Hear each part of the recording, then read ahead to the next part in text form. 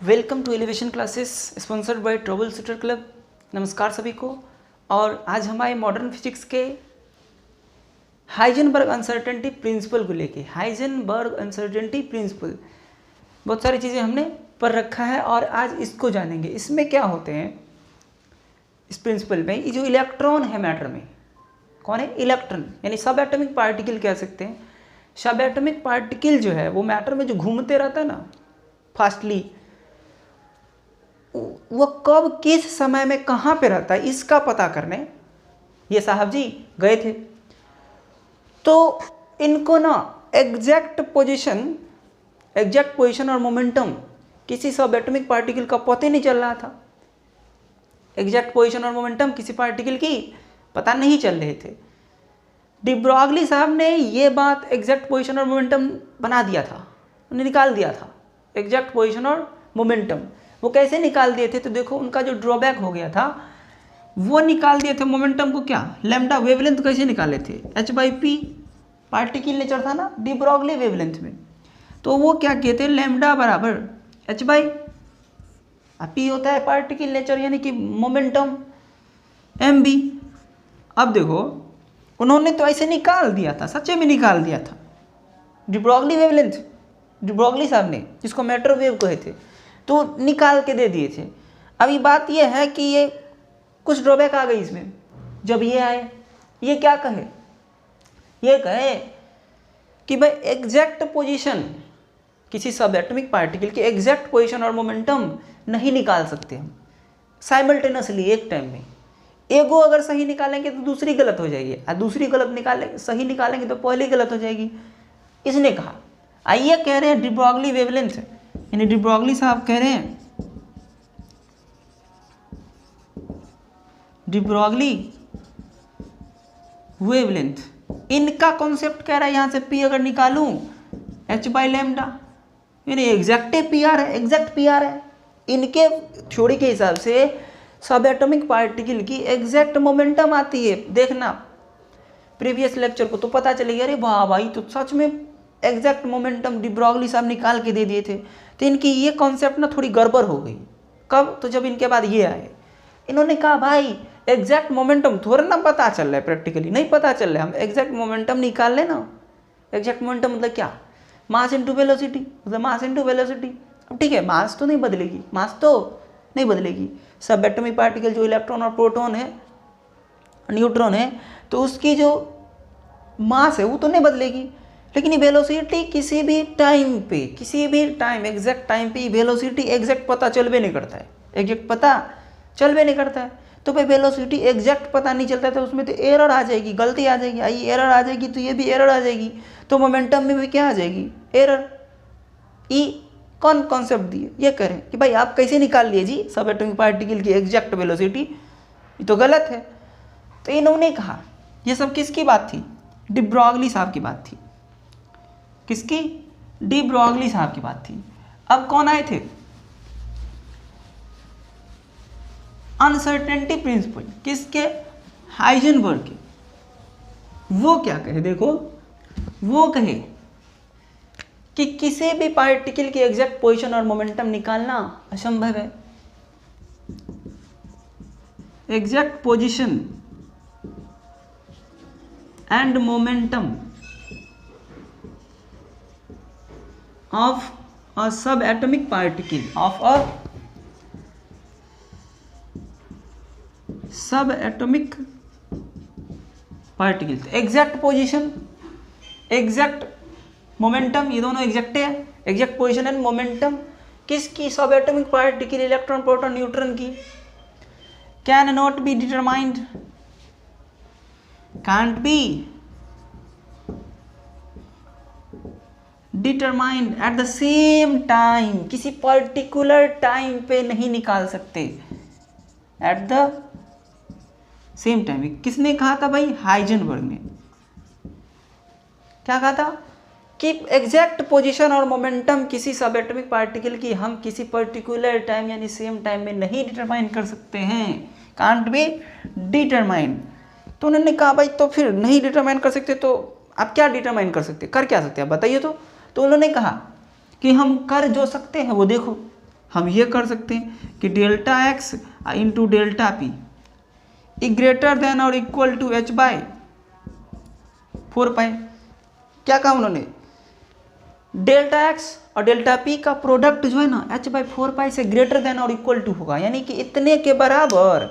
ये h कौन है, प्लैंक कांस्टेंट, ये इतने के बराबर यानी इतने से बड़ा, यानी इससे छोटा कभी नहीं होगा। ठीक है, क्या कहा इन्होंने कि इससे छोटा कभी इन दोनों की प्रोडक्ट नहीं होगा। इनकी कॉन्सेप्ट ये था, क्या कॉन्सेप्ट है इनका, the product of error in, इसको क्या कहते हैं, एरर इन पोजीशन या नहीं तो uncertainty in position,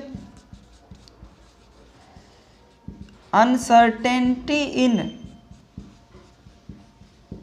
position, error in position यानी तो इसको अनसर्टेनिटी इन पोजीशन, यानी पोजीशन में गड़बड़ है। डेल्टा, डेल्टा मतलब क्या होता है, डेल्टा एक्स मतलब पोजीशन और डेल्टा एक्स मतलब चेंज इन पोजीशन।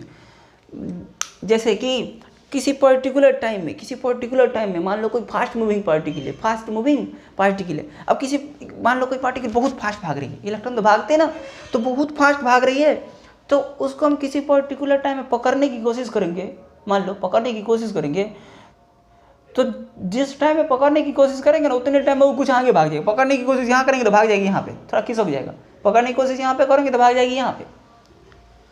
तो वही बात होती है कि किसी भी टाइम में पकड़ने की कोशिश करूँगा भी ना तो कुछ ना कुछ खिसक ही जाएगा, कुछ ना कुछ एरर हो जाएगा, चाहे एंगस्ट्रॉम में ही क्यों ना हो।